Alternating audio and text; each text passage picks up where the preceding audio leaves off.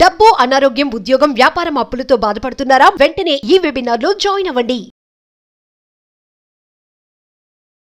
నమస్తే, welcome back to Suman TV. నేను మీ సంజయ్. ఈ రోజు మనతో పాటు ఉన్నారు amphi registered mutual fund distributor మరియు ఇన్సూరెన్స్ ప్లానర్ శ్రీ కృష్ణ చైతన్య గారు. ఆయనతో మాట్లాడి కొన్ని విషయాలు తెలుసుకుందాం. నమస్కారం సార్. నమస్తే అండి సార్. ఎన్పిఎస్ వాత్సల్య ఈ స్కీమ్ రీసెంట్ గానే వచ్చింది అండ్ అంతేకాకుండా దీని గురించి ఎన్నో వీడియోస్ చేస్తున్నారు, ఎంతోమంది ఎన్నో రకాలుగా చెప్తున్నారు.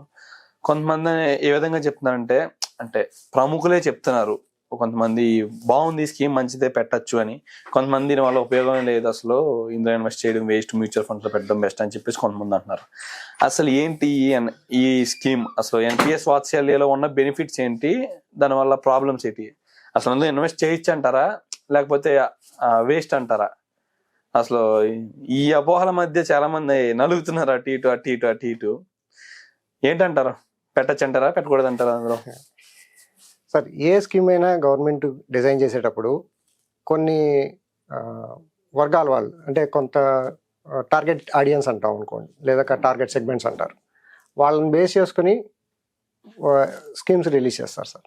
దీని వెనకాల ఒక స్కీమ్ రిలీజ్ చేసేటప్పుడు ఒక హై లెవెల్లో ఎన్నో క్యాలిక్యులేషన్స్, ఎన్నో రకాల పర్మిటేషన్స్, కాంబినేషన్స్ అయిన తర్వాతే వాళ్ళు ఒక స్కీమ్ రిలీజ్ చేస్తారు. జనరల్గా చూడండి, ఒక క్లాస్ రూమ్లో జనరల్గా టీచర్ చెప్తున్నప్పుడు టీచరు ఒక ఫార్ములా చెప్పారు బోర్డు మీద. సో ఫ్రంట్ బెంచర్స్లో ఉన్న వాళ్ళకి, అంటే మనకి ఫ్రంట్ బెంచర్స్లో చదువుకుంటారు, బ్యాక్ బెంచర్స్ చదువుకోరు అనుకుంటున్నారు కాబట్టి అలా ఎగ్జాంపుల్ చెప్తున్నారు. ఓకే. సో ఫ్రంట్ బెంచర్స్ వాళ్ళకి ఆ ఫార్ములా అర్థమైపోయింది, ఏ నెంబర్లు ఇచ్చినా అందులో చేసేస్తున్నారు. దానిలో బ్యాక్ బెంచర్స్ వాళ్ళకి 1-2 సార్లు చెప్పినా కానీ అర్థం కావట్లేదు. అవును. ఆ టైంలో టీచర్ ఏం చేస్తారు, బ్యాక్ బెంచర్స్ వాళ్ళకి ఈ ఫార్ములాని బట్టి కొట్టేయండి, రేపు ఎగ్జామ్లో వచ్చినప్పుడు యాజ్ ఇట్ ఈస్గా రాసేయండి. మీరు దాని గురించి అర్థం చేసుకుని, వాళ్ళకి అర్థం కావట్లేదు కాబట్టి. సో గవర్నమెంట్ కూడా ఏం చేస్తుందంటే, ఇంటలెక్చువల్స్ మాకు అన్నీ తెలుసు, మా రిటైర్మెంట్ ప్లానింగ్కి ఎంత కావాలో మాకు తెలుసు, నాకు రిటైర్ అయ్యే టైంకి ఎంత డబ్బులు కావాలో మాకు తెలుసు, ఫైన్, మిమ్మల్ని చేయమని ఎవరు బతిమాలట్లేదు. వాళ్ళకి సో ఒక టార్గెట్ ఆడియన్స్. ఈ ఎన్పిఎస్ కూడా మనకి ఏం చేశారంటే, 2009 తర్వాత ఎప్పుడైతే పబ్లిక్కి అలౌ చేశారో, mostly IT companies, technology companies, software based, మిగతా వైట్ కాలర్ జాబ్స్ వాళ్ళందరూ ఎన్పిఎస్ని అడాప్ట్ చేసేసుకున్నారు. ఓకే. ఈ టెక్నికల్ కానీ, ఇండస్ట్రియల్ కానివ్వండి, మిగతా బ్లూ కలర్ జాబ్స్ లో ఉన్న వాళ్ళకి ఇంకా పిఎఫ్ దేంట్లోనే చాలా వరకు నడుస్తున్నారు. వాళ్ళు ఇంకా మైగ్రేట్ అవ్వలేదు ఎన్పిఎస్ లోకి. సో వాళ్ళు ఇంకా ఎన్పిఎస్ లోకి రావడానికి ఇంకా ఎన్నాడు పడుతుందో తెలియదు. ఇప్పటికే ఆల్మోస్ట్ 10 ఏళ్ళు, 12, 15 ఏళ్ళు అయిపోతా ఉంది. సో ఈ సిస్టమ్ అంతా కూడా ఎన్పిఎస్ లోకి వచ్చి వాళ్ళు ఆ కంటిన్యూషన్ లో దానిలో వచ్చే ప్రాఫిట్స్ పొందాలి అంటే అది ఇంకొంచెం టైం పడుతుంది. ఆ టైం పట్టేటప్పుడు ఈ సెగ్మెంట్లో ఎన్పిఎస్ వాత్సల్య అని మీ పిల్లలు కూడా ఈ స్కీమ్లో జాయిన్ చేయొచ్చు అనేది గవర్నమెంట్ తీసుకొచ్చిన ఇనిషియేటివ్. దానివల్ల ఏంటి పర్పస్ అని, అసలు బేసిక్గా ఎన్పిఎస్లో ఉన్న 2 మేజర్ ప్రాబ్లమ్స్ ఏంటంటే, జనాలకి అబ్జెక్షనబుల్ ఉన్న ఇదేంటంటే, 60% ఆఫ్ ద కార్పస్, అంటే మనం రిటైర్ అయ్యే టైంకి వచ్చిన దాంట్లో ₹1,00,000 వస్తే 60 లక్షలే విత్డ్రా చేసుకోగలం. 40 లక్షలు ఆ రోజుకి ఆ మార్కెట్లో ఉండే యాన్యుటీ ఉంటుందో అదే కొనాలి. అంటే పెన్షన్ లాంటిది స్కీమ్ కొనుక్కోవాలి. ఆ రోజు అవైలబుల్గా ఉన్న పెన్షన్ స్కీమ్ మనం కొనుక్కొని తీసుకోవాలి. సో 40% అంటే ₹1,00,000 కొంచెం లార్జ్ అమౌంటే. సో అది మన చేతిలో మనం యాక్సెస్ చేసుకోకుండా మనకు హార్డ్ అండ్ మనీనే వాళ్ళు ఆపేస్తున్నారు అనేది ఫస్ట్ అబ్జెక్షనబుల్ చాలా మంది.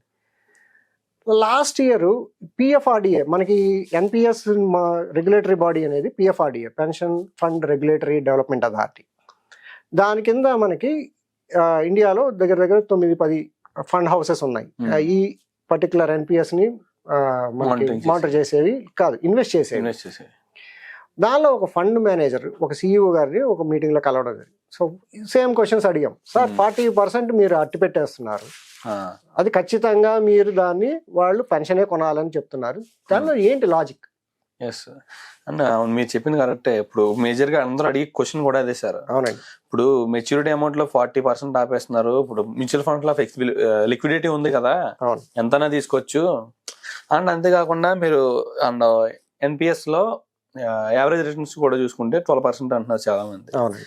అప్పుడు అండ్ మ్యూచువల్ ఫండ్స్ లో కూడా యావరేజ్ రిటర్న్స్ 12% అండ్ లిక్విడిటీ కూడా ఉంది. అవునండి. అండ్ అంతేకాకుండా మార్కెట్ రిస్క్ బట్టి ఇంకా ఎక్కువ ఇవ్వచ్చు, అవునండి. ఫ్యూచర్ వాలటాలిటీని బట్టి అవుతుంటది.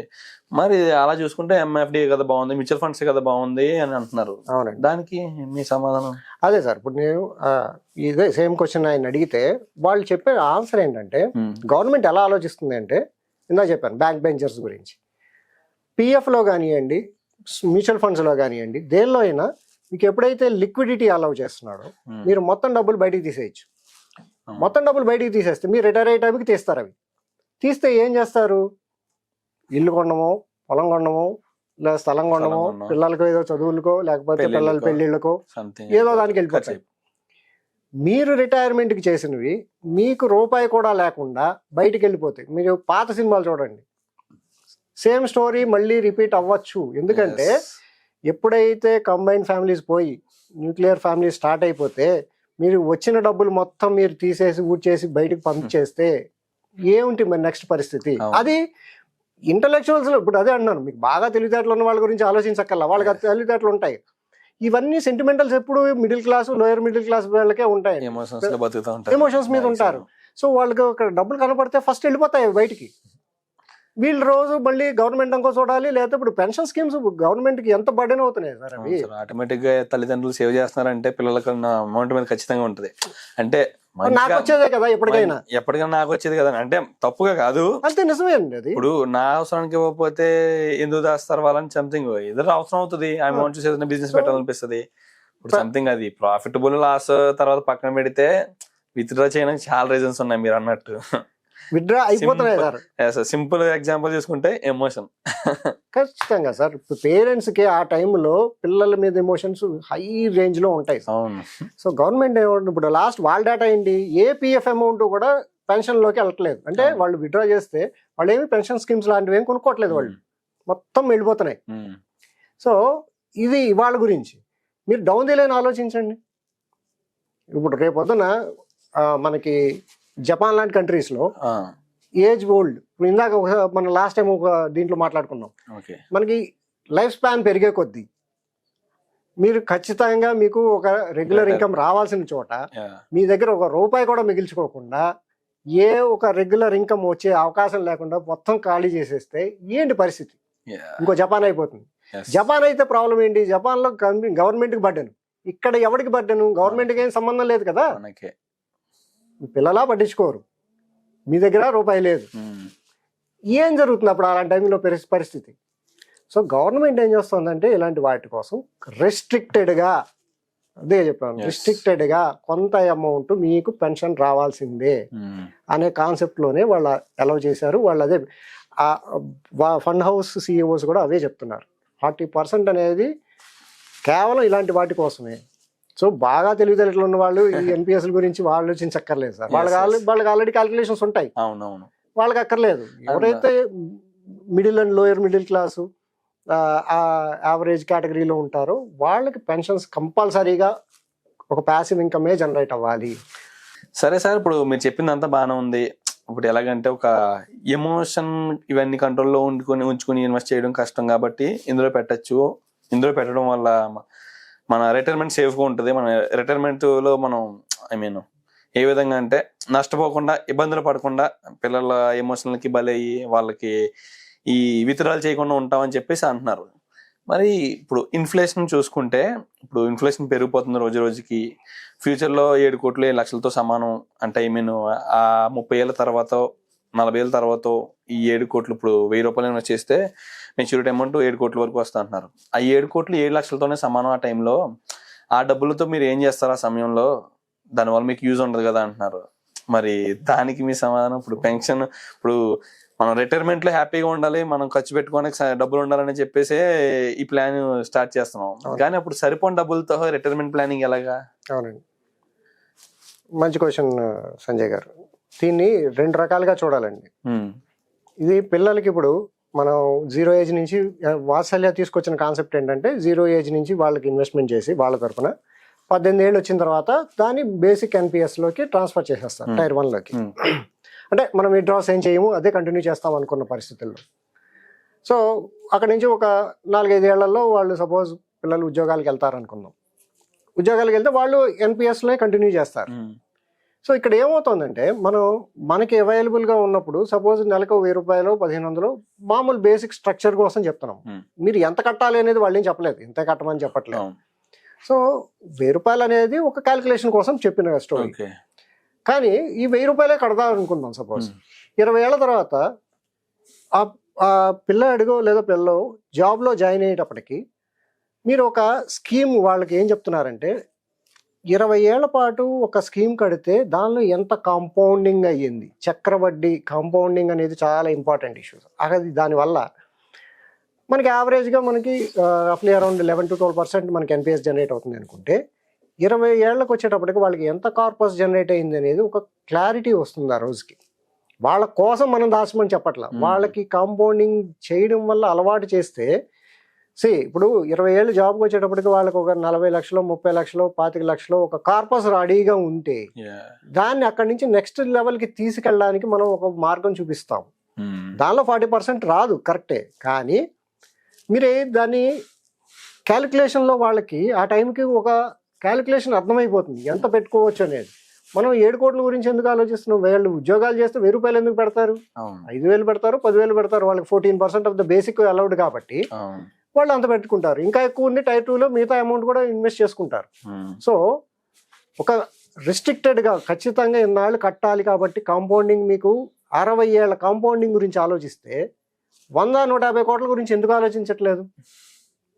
1000 రూపాయలతో సమస్య కాదు సార్. అక్కడ మీరు 7 కోట్లకి 1000 రూపాయలు అంటే 10,000కి లెక్కేయండి, 100 కోట్లు గ్యారెంటీ కదా. సో 70 కోట్లు 70-80 కోట్లు 100 కోట్లు. సో ఆ డబ్బులు కూడా చాలవండి, ఇంక నేను ఏం చెప్తాను. సో అంత దాకా వెళ్ళాలి అంటే వీళ్ళకి ఫస్ట్ గ్రౌండ్ తయారు చేయాలి. ఇప్పుడు మేము కొత్తగా ఎవరికైనా చెప్పామనుకోండి, వీళ్ళు వర్క్ చేసేదే 15 ఏళ్ళు 20 ఏళ్ళు. మీరు ఏ మ్యూచువల్ ఫండ్ ఇన్వెస్టర్ లేదా రిటైర్మెంట్ ప్లాన్ చేసిన వాళ్ళు 30 ఏళ్ళు 40 ఏళ్ళు ఎవరైనా కడుతున్నారా చెప్పండి? లేదండి.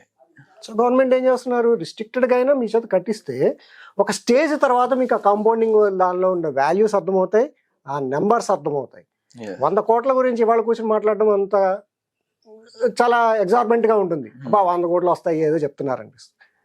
కానీ 60 ఏళ్ల కాంపౌండింగ్లో ఎంత కాంపౌండింగ్ వల్ల జనరేట్ అయ్యే అమౌంట్ ఉంటుంది అది గవర్నమెంట్ చూసేసుకో. దానిలో 40% మీకు ఖచ్చితంగా ఎందుకు కొనాలి అంటే మీకు రేపు పొద్దున్న ఇందులో ఉన్న డబ్బులన్నీ పట్టుకెళ్ళిపోతే పెన్షన్ రాకపోతే. సో ఇవాళ రోజున 1000 రూపాయలు మీరే లెక్క చేసుకోండి. మీ చిన్న ఒక డౌట్ ఉంది సార్, చెప్పండి. అండ్ ఇప్పుడు ఎస్ఐపిలో టాప్అప్ ఎస్ఐపి ఉంది. అవునండి. అంటే మాక్సిమం నచ్చినంత పెంచుకోవచ్చు, యాన్యువల్లీ ఒక 10% పెంచుకోవచ్చు, అవసరం అయితే ఒక 12%, ఇంకా అంత మించి మన ఇష్టం అనేది ఉంది. అవునండి. ఇప్పుడు ఎన్పిఎస్ లో కూడా అలాగా టాప్అప్ అనేది ఉందా? అంటే మంత్లీ అంటే యాన్యువల్లీ కానీ మంత్లీ కానీ నేను 1000 రూపాయలు కాకుండా పెంచుకుందాం, పెట్టుబడి ఇంకా పెంచి పెడదాం పిల్లలకి ఎన్పిఎస్ వాత్సల్యాలో అయితే అప్ టు 18 years వరకు ఏం రిస్ట్రిక్షన్స్ లేదు సార్. మనకి ఎలా కావాలంటే అలా ఇన్వెస్ట్ చేసుకోవచ్చు. మంత్లీ ఈ మంత్ 1000 పెట్టచ్చు, నెక్స్ట్ మంత్ 5000 పెట్టచ్చు, మన ఇష్టం అది. మన ఇష్టం అది. మినిమం 1000 రూపాయలు సంవత్సరానికి పెట్టమన్నారు. ఇంకా తర్వాత మాక్సిమం లిమిట్స్ గురించి ఏం మాట్లాడలేదు. ఓకే. సో ఇన్వెస్ట్మెంట్ ఎలా అయినా చేసుకోవచ్చు, దానికి ఏం ప్రాబ్లం లేదు. 18 తర్వాత వాళ్ళ ఓన్ దీనిలోకి వెళ్ళిపోయిన తర్వాత జాబ్లోకి వెళ్ళి వాళ్ళ ఎన్పిఎస్ అకౌంట్ రన్ చేస్తున్నారు అనుకోండి, బేసిక్ లో మనకి ఎలాగో 14% వరకు అలౌడ్ కాబట్టి ఆ అమౌంట్ వెళ్ళిపోతుంది.